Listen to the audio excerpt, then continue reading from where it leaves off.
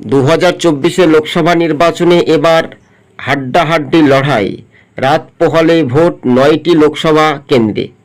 এবার সবচাইতে চমক আপনাদেরকে জানিয়ে রাখি যে বুথভিত্তিক সমীক্ষাতে এবার CPM, Congress, BJP, Trinamool, ISF সহ অন্যান্য রাজনৈতিক দল কটি করে আসন পাচ্ছে 42টির মধ্যে। এবার সরাসরি সিপিআইএম 13টি লোকসভা আসনে তারা হাড্ডাহাড্ডি লড়াই করে এগিয়ে থাকতে পারে এবং জয়ও হতে পারে সম্ভবত। কংগ্রেস 5 থেকে 8টি আসনও পেতে পারে সম্ভবত। আইএসএফ তারা 2টি আসনে কিন্তু জোর টক্কর লড়াই করতে চলেছে সংখ্যালঘু জেলার মধ্যে এবং বিজেপি খুব জোর 9টি আসন পেতে পারে।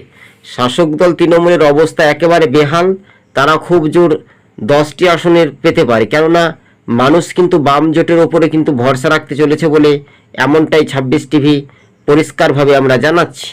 রাজ্য রাজনীতির পরিষ্কারভাবে যে সমহিমায় বা একটা মোহভঙ্গ শাসক দলের বিরুদ্ধে মানুষ রুখে দাঁড়াবে, তাই এটাই রাজনৈতিক মহলে যে সমীকরণ, সেটাই কিন্তু গুরুত্বপূর্ণ প্রতিক্রিয়া, তাই না?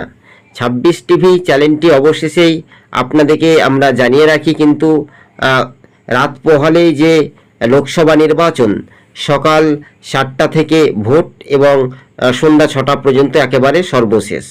মানে এবার তারপরে 4 তারিখে ভোটের ফলাফল।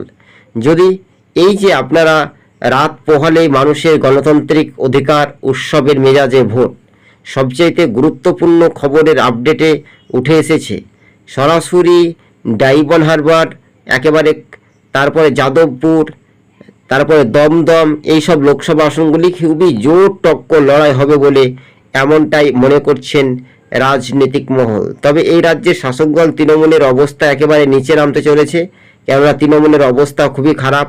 তৃণমূল ভোটে খুব একটা জিততে পারবে না, তৃণমূল ভোটে হারবে বলে এটাই রাজনৈতিক মহলের একটা ধারণা।